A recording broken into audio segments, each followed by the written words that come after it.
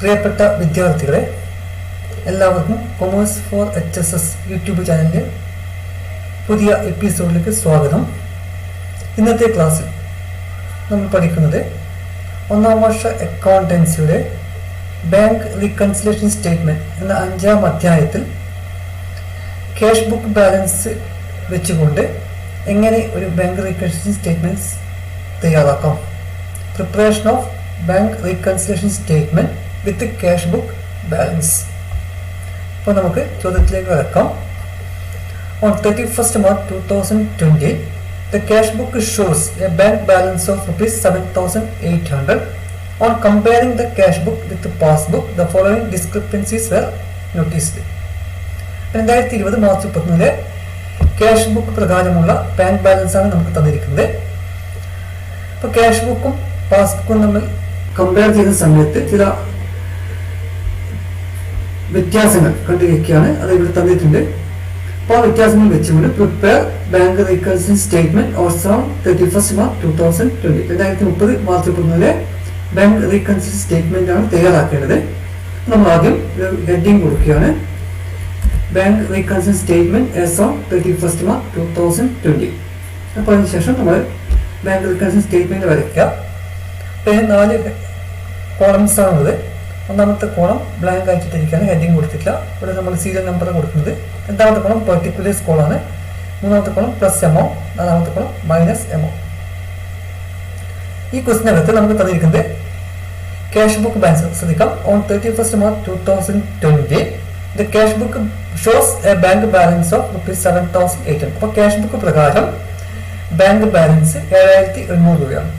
നമുക്ക് തന്നിരിക്കുന്ന starting point cash book balance ആയതുകൊണ്ട് നമ്മൾ ആദ്യത്തെ ഐറ്റം എടുക്കുകയാണ്. Balance as per cash book. Amount നമ്മൾ പ്ലസ് എമൗണ്ട് കൊടുക്കുന്നതിനും, കാരണം ഫേവറബിൾ ബാലൻസ് ആയതുകൊണ്ട് നമ്മൾ ആ എമൗണ്ട് എവിടെ എടുക്കണം? പ്ലസ് എമൗണ്ട് കൊടുക്കുന്നതിനകത്താണ് എടുക്കേണ്ടത്.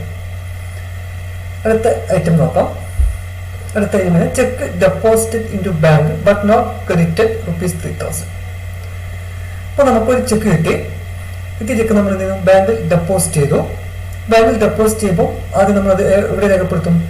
അതെ, ക്യാഷ് ബുക്കിനകത്ത് രേഖപ്പെടുത്തും. ഇപ്പോൾ ക്യാഷ് ബുക്കിനകത്ത് രേഖപ്പെടുത്തുമ്പോൾ നമ്മുടെ ക്യാഷ് ബുക്കിന്റെ balance, bank balance cash book പ്രകാരം ബാങ്ക് ബാലൻസ് എന്താവും? കൂടും. But it is not credited in passbook. അതെന്ത് ചെയ്യില്ല? പാസ്ബുക്കിൽ ബാങ്ക് ക്രെഡിറ്റ് ചെയ്യില്ല.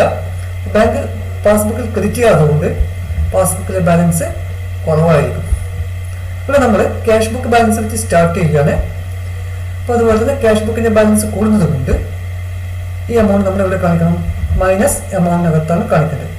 നമ്മൾ ശ്രദ്ധിക്കേണ്ടത്, ഇപ്പോൾ നമ്മൾ ക്യാഷ് ബുക്ക് ബാലൻസ് വെച്ചാണ് ഒരു ബാങ്ക് റീകൺസിലേഷൻ സ്റ്റേറ്റ്മെന്റ് തയ്യാറാക്കുന്നതെങ്കിൽ ക്യാഷ് ബുക്ക് ബാലൻസ് കൂടുന്ന ഐറ്റംസ്ക്ക് മൈനസ് എമൗണ്ട് കോളത്തിനകത്തും ക്യാഷ് ബുക്ക് ബാലൻസ് കുറയുന്ന ഐറ്റംസ്ക്ക് പ്ലസ് എമൗണ്ട് കോളത്തിനകത്താണ് രേഖപ്പെടുത്തേണ്ടത്. ഇപ്പോൾ ഇവിടെ നമുക്ക് ക്യാഷ് ബുക്ക് ബാലൻസ് കൂടുന്നത് കൊണ്ട് ഇതെന്ത് ചെയ്യണം? Less amount plus minus amount കോളത്തിനകത്താണ് രേഖപ്പെടുത്തേണ്ടത്. അപ്പോൾ ഒന്നാമത്തെ item cheques deposited in to bank but not credited amount 3,000 minus amount കോളത്തിനകത്ത് രേഖപ്പെടുത്തും.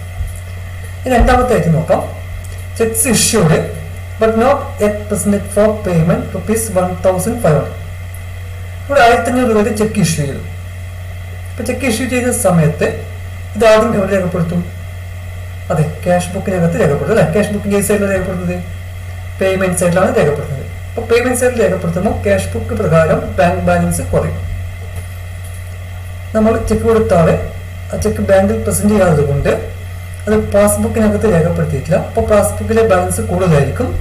പക്ഷെ ഇവിടെ നമ്മൾ സ്റ്റാർട്ട് ചെയ്യുന്നത് ക്യാഷ് ബുക്ക് ബാലൻസ് ആയതുകൊണ്ടും ക്യാഷ് ബുക്കിലെ ബാലൻസ് കുറയുന്നതുകൊണ്ടും എന്ത് ചെയ്യണം? ഈ എമൗണ്ട് നമ്മൾ പ്ലസ് എമൗണ്ട് കൊടുക്കുന്നതിനകത്താണ് രേഖപ്പെടുത്തേണ്ടത്.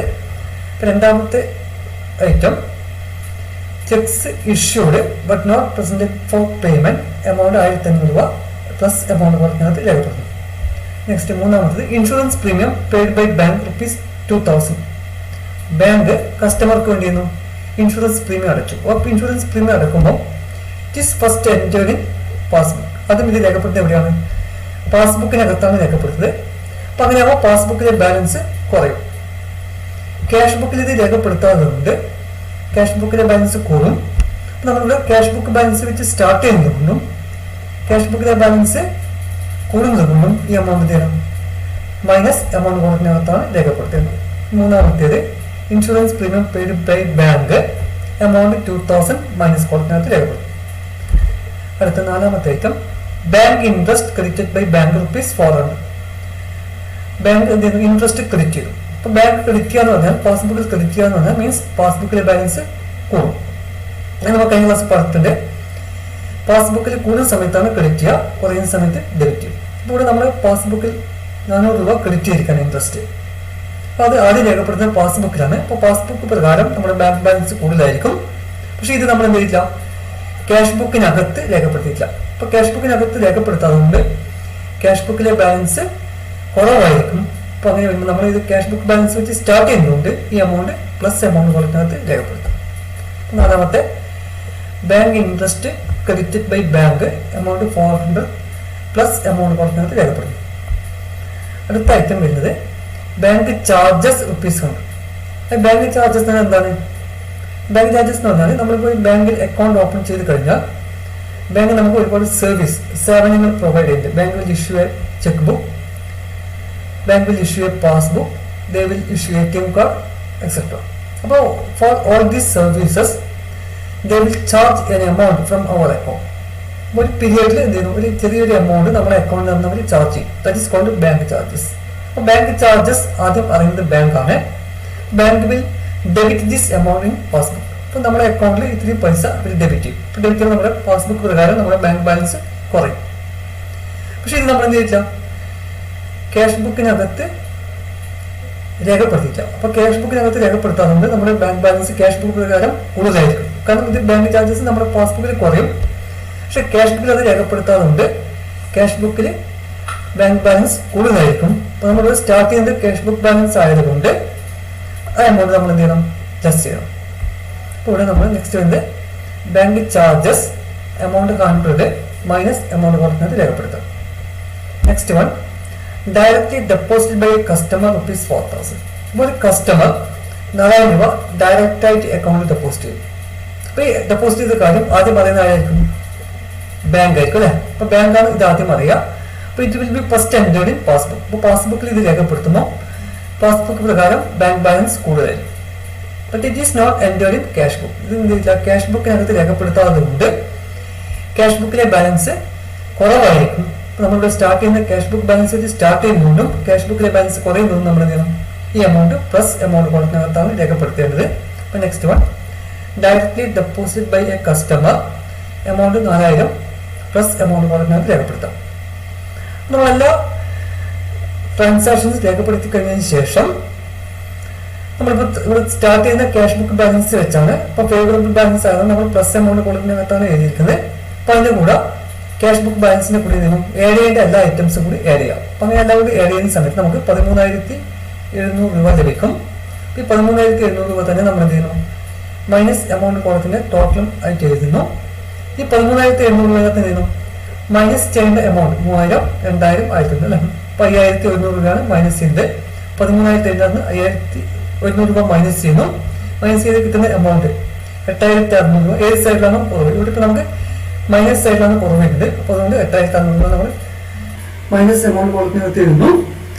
നമ്മൾ എഴുതുന്നു ബാലൻസ് ആസ് പെർ പാസ്ബുക്ക്. അപ്പോൾ നമ്മളിവിടെ ക്യാഷ് ബുക്ക് വെച്ചാണ് സ്റ്റാർട്ട് ചെയ്തത്. And we reach at passbook balance. അപ്പോൾ ക്യാഷ് ബുക്ക് ബാലൻസ് തുടങ്ങിയിട്ട് പാസ്ബുക്ക് ബാലൻസിലേക്ക് എത്തിയിരിക്കുകയാണ്.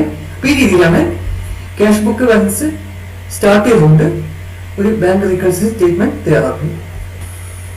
ഈ ക്ലാസ്സിനകത്ത് ക്യാഷ് ബുക്ക് ബാലൻസ് വെച്ചുകൊണ്ട് ഒരു ബാങ്ക് റീകൺസിലിയേഷൻ സ്റ്റേറ്റ്മെന്റ് എങ്ങനെ തയ്യാറാക്കാമെന്ന് നമ്മൾ പഠിച്ചു കഴിഞ്ഞു. That is preparation of bank reconciliation statement starting with cash book balance. ഈ ക്ലാസ് നിങ്ങൾക്ക് നന്നായിട്ട് മനസ്സിലാകുന്നുണ്ടാവുമെന്ന് കരുതുന്നു. ഈ ക്ലാസ് ഇഷ്ടപ്പെടുകയാണെങ്കിൽ ലൈക്ക് ചെയ്യുക, ഷെയർ ചെയ്യുക, സബ്സ്ക്രൈബ് ചെയ്യുക.